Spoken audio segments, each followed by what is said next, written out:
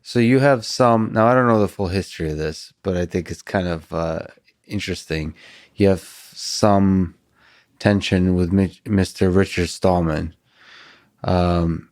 over the, I mean, he kind of represents this kind of like you mentioned, free software,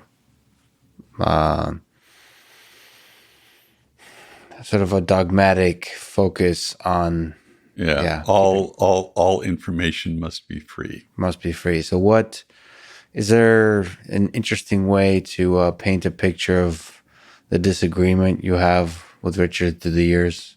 My basic opposition is that, when you say information must be free, to a really extreme form that turns into, you know, all people whose job is the production of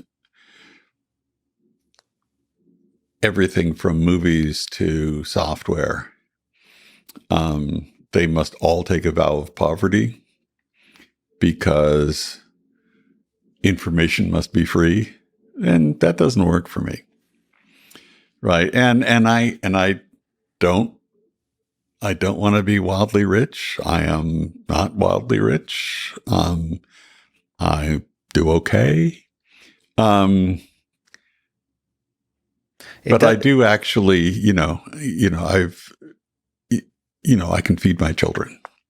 yeah, I totally agree with you. It does just make me sad that sometimes the closing of the source, for some reason, the people that, like, a bureaucracy begins to build, and sometimes it doesn't, it hurts the product. Oh, absolutely. And that, Absolutely. that's always Right. sad when And that there's happens. and there is a balance in Yeah, there. there's a balance.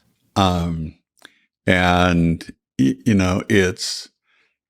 it's not hard over, rapacious capitalism, and it's not hard over in the other direction. Um and a lot of the open source movement, they have been managing to find a path to actually making money, right? So doing things like service and support works for Right. a lot of people. Um, and there are some ways where it's kind of some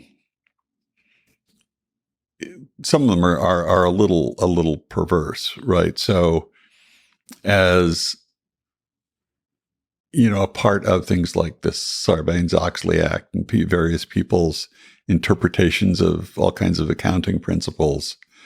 Um, and this is kind of a worldwide thing, but if you've got a corporation that is depending on some piece of software, um, that often, various accounting and reporting standards say if you don't have a support contract on this thing that your business is depending on, then that's bad.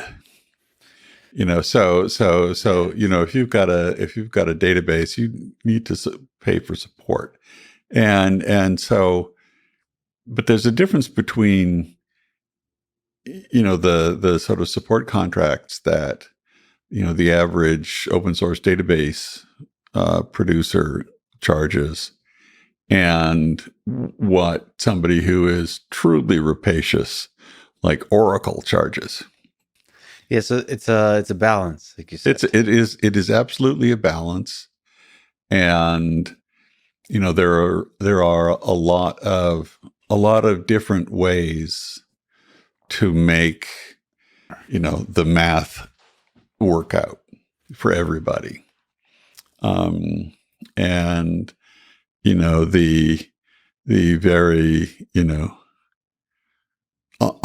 unbalanced sort of like the winner takes all thing that happens in so much of modern commerce. That just doesn't work for me either.